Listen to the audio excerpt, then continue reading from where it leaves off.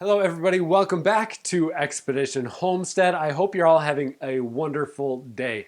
In today's episode, we're going to be talking about browning leaves on our indoor plants. We've got a full supply of houseplants downstairs, and then we've got more houseplants upstairs. I think about probably 15 other houseplants upstairs as well. So I've got my fair share of browning leaves. You know, no matter what type of a gardener you are, if you're a beginner or an advanced gardener, you're going to run into problems with your plants, and that's okay. That is totally fine. What we do have to know, though, is how to take care of our plants when they're giving us warning signs, when they're giving us signs of stress, such as dying and browning leaves. How are we going to take care of these? Well, let's take a look at a couple of examples that we have in the gardens here. We're going to start with some mild examples. We've got a beautiful begonia down here we've been growing over the winter. It is doing so well, as you can tell, but we do have a couple of leaves that are browning. We've got one right here that is kind of just the edge for the most part, but we've got a larger portion right here. I'd say about 30% of that leaf is gone. Then we've got one here that's just about completely gone. All of these plants are doing fine and dandy. Same thing with our jade, our ivy, our aloe, pothos. Chinese evergreens also doing well. Flowering, some people recommend cutting those off, but I'm going to leave them because I like the way they look. Alocasia African mask is doing well, but our Monstera mimosa, this little mini Monstera, the top is way up here. This one got scorched because we had it in our front window that is south facing, so it got too much sun here. This leaf is completely gone, and then on this one you can see we've got browning edges here and here. When it comes to doing anything with browning leaves, it is definitely a hot topic in the gardening community. I would say it's up there with what to do if you've got jumping worms. That was a highly debated topic of mine that I had in a previous video.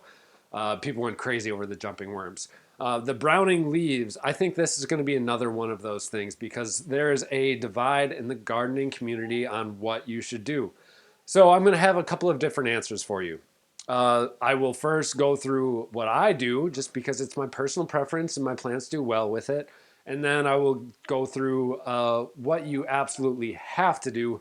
No matter what your preferences are, I think it's going to be the most beneficial for your plants. And then the other side of the story is what you absolutely have to do with your browning leaves. So first off, take for instance our begonia here. As I showed you guys before, this begonia just has a couple of browning leaves and it's not the entire leaf either. So what are we going to do in a situation like this?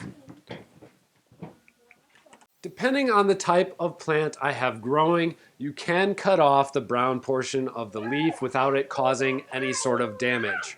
Obviously, if this was a tomato plant or a vegetable or something like that and it's not aesthetic, then you could definitely just leave it on there. It's not going to cause any damage to the plant.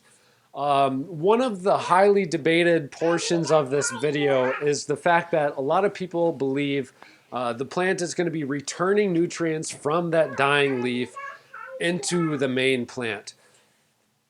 This is kind of hard to say what is actually true or not when it comes to this.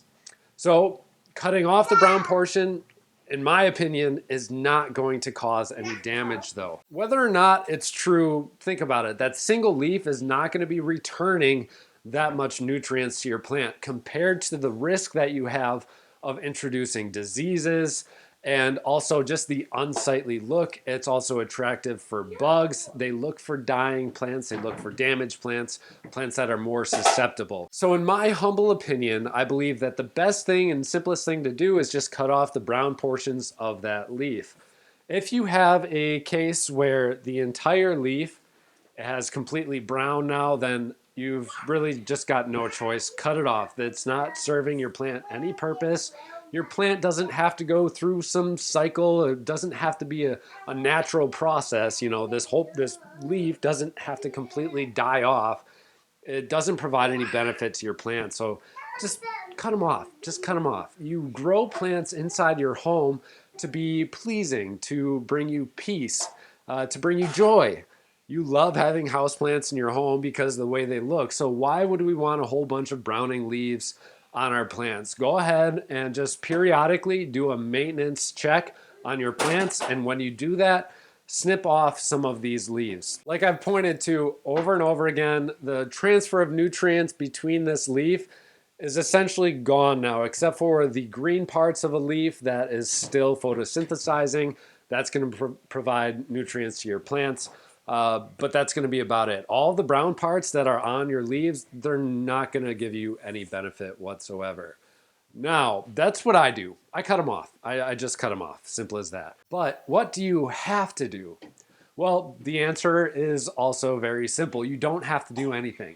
You don't have to cut off the browning portions of your leaves. The leaf will naturally die off by itself without any sort of human intervention. And in most cases, this is not going to damage your plant except for the risk of introducing diseases. That's why I always cut them off. But you really, really don't have to if you don't want to, but there's no reason to keep them on there. With this being said, I understand some of you are going to disagree, some of you are going to agree. Some of you cut off your leaves as soon as they show any signs of browning at all. That I don't do. I do like to hold off a little bit longer on that leaf until it is about like 20 or 30 or 40%. At that point, I will just cut it off because I expect my plants to grow, continue growing, flourishing, and multiplying. So that's why I cut them off. So my plant can begin diverting all of its energy into different portions of the plant. Here is the important part though. If you have a plant that is consistently giving you browning leaves, it just, excuse my language, looks like crap. You want to make sure that it's in the right conditions. Obviously there's a reason why this plant is giving you more browning leaves than any other plant. So we want to make sure that our maintenance is kept up on that plant. Maybe it's in a spot that it really doesn't like. If you're growing your plants indoors for winters and you've got a forced air heater, that can dry out the air a lot, and that's hard on a lot of houseplants. So it could be a reason why your leaves are browning. Or if you've got them in a south-facing window, like I did with this Monstera over here, the leaves burnt because of that. So I saw that leaf starting to burn.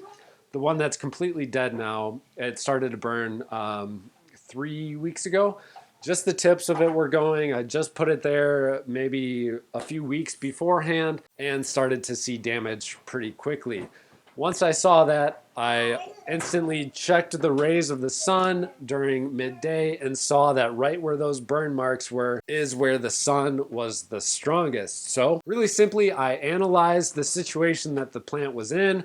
I came up to a conclusion that it was not in the right area, it didn't have the right conditions for growing, and I moved it down to here, giving me more opportunity to provide you with some cool videos on it because I love that plant. That Monstera is really sweet. So that's really my whole take on this topic. I do prefer to cut them off because I want my plants to look good while analyzing the situation at the same time to make sure that the plant is happy where it's at. And if it's not happy, I'm gonna fix that because I love my plants. I love my indoor plants. And obviously that's why you guys are watching the video too. So if you enjoyed content like this, make sure to give us a thumbs up. Subscribe if you haven't already done so. I would be so appreciative of it. This channel here is continually growing and expanding, and I just absolutely love the direction that we're going. It's gonna provide us the ability to become more and more self-sustainable over time, as well as being more economically friendly by using less fuels, less resources, everything else in that giant web of commerce that it takes for us to get our products at home and our food at home. Growing food in your backyard and growing plants around your home is a great way to encompass a sustainable lifestyle. I truly believe that indoor plants are just kind of a stepping stone to a greater outlook on life. Generally, you find that plant lovers enjoy to have peaceful lifestyles. They slow down a little bit more. They're not quite as caught up in the rush of daily life, which I think, unfortunately, is a downfall of a lot of people around the globe today. So please find yourself some time to be in peace with your plants.